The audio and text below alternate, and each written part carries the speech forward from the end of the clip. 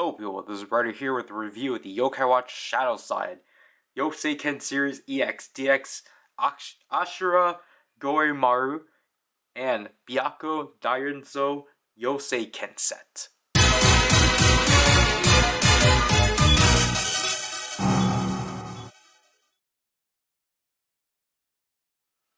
So just like the previous set, these were two Yoseikens that were originally released with the Yokai arc, but then they eventually rebundled the two just to be the Yoseikens themselves.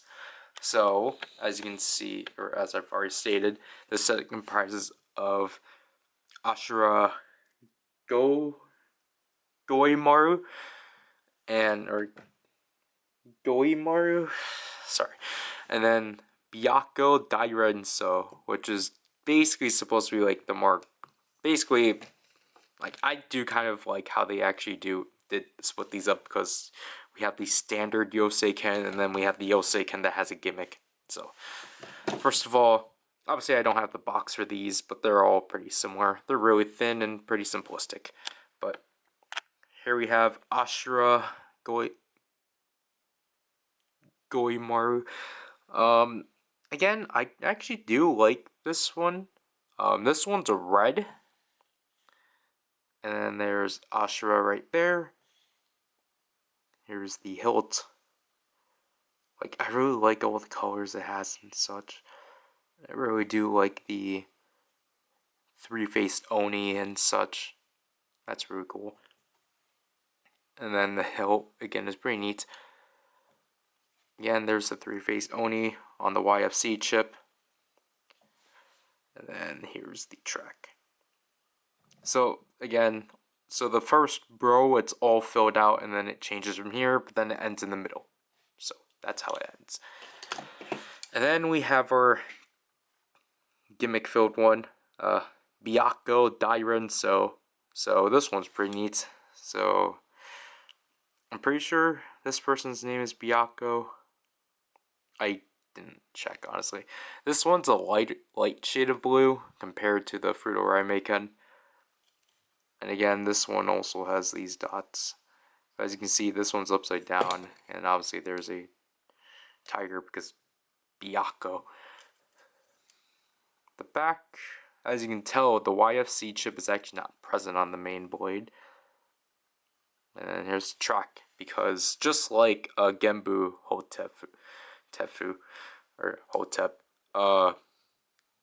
you remember how his, like, Yoseiken, you were able to grab the hilt and, like, make it into an axe. This one, you basically split it from the front, clip it like so, and turn this half around to become a double-sided sword, which is really neat. So with this, we can actually take a look at the front of the hilt, which is pretty simple, which, you know, it's neat. We never had a simple sword in a while. And then this comes off and such. But then when we turn it around now, this is where the YFC chip is and such, which makes sense. But yeah, I really like how this one turned out. It's pretty neat, and just to have a double-edged sword, that's kind of cool. I wonder how it's actually supposed to look on Byakko, but last thing we have to do is pull out our Yoseiken holder, which I forgot to mention is from the Yoseiken Series 01. I didn't really pay attention that much, but sadly, until now. But here is our complete Yoseikens, and this is just a beauty. I love this overall. This is such a colorful bunch. Yeah, like, it obviously adds a lot more color, even though it just adds a lot more gold, but I really like the look of this overall. Anyways, let's use Ashura and Byakko within the ogre. So we're going to start off with Ashura.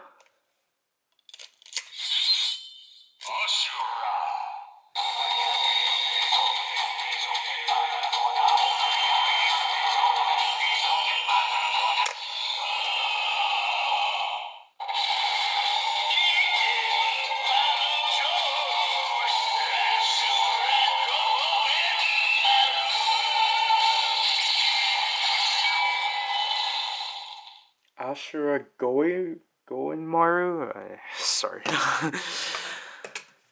Then Byakko Daireiso, just like Genbu, we have to keep in the Yoseiken mode. And plus this part doesn't like sticking on, so you kind of need to press it down, like hold it down.